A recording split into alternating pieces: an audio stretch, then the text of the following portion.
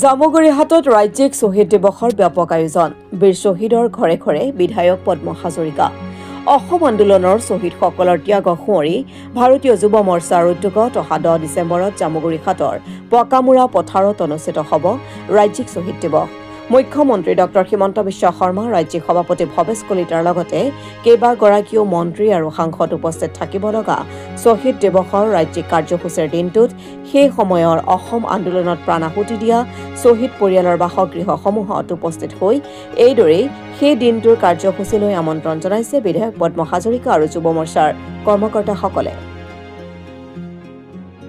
আমাৰ অসমৰ অস্তিত্ব ৰেখাৰ ছবছৰীয়া যি আন্দোলন তাত 855 জন শ্বহীদ হৈছিল আৰু 1983 চনৰ 20 মাৰ্চৰ দিনটোত এই জামুগুৰিটো 7 শ্বহীদ হৈছিল।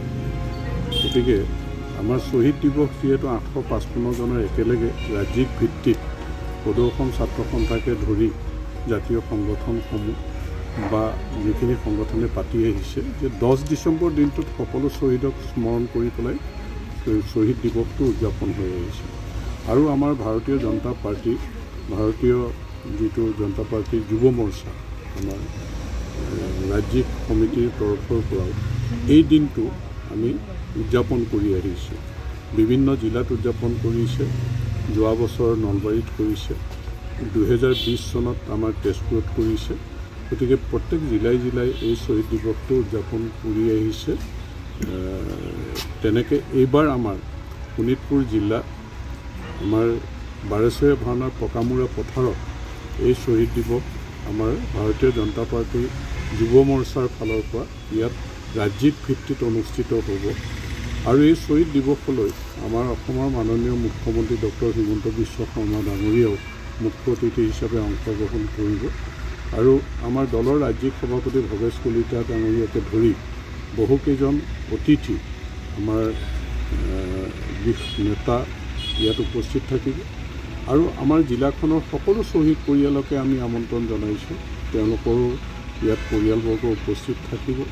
আৰু লগতে আমাৰ এই অঞ্চলৰ ৰাইজ আমি সকলোকে আমন্ত্ৰণ জনাইছোঁ সেই দিনটোত শ্বহীদক শ্ৰদ্ধাঞ্জলি জনাবৰ কাৰণে, সেই দিনটো উদযাপন কৰিবৰ কাৰণে। গতিকে বাৰেচৰীয়া ভাওনাৰ ঐতিহ্যমণ্ডিত বাৰেচৰীয়া ভাওনাৰ পকামুৰা পথাৰত সেই 10 ডিচেম্বৰ দিনটোত আমি সকলোৱে মিলি শ্বহীদৰ প্ৰতি শ্ৰদ্ধাঞ্জলি জনাম আৰু সেই অনুষ্ঠানটো সুন্দৰকৈ উদযাপন কৰিবৰ কাৰণে সকলো ৰাইজে যিটো আমাৰ শ্বহীদ পৰিয়ালৰ লগতে নিৰ্যাতিত লগতে অসম আন্দোলনত জড়িত সকলোৱে সহযোগিতা আগবঢ়াব।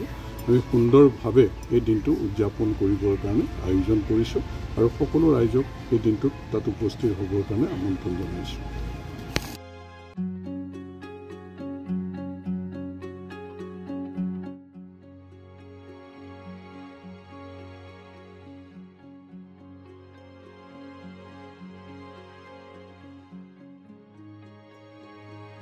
Bureau Report, Aham Today.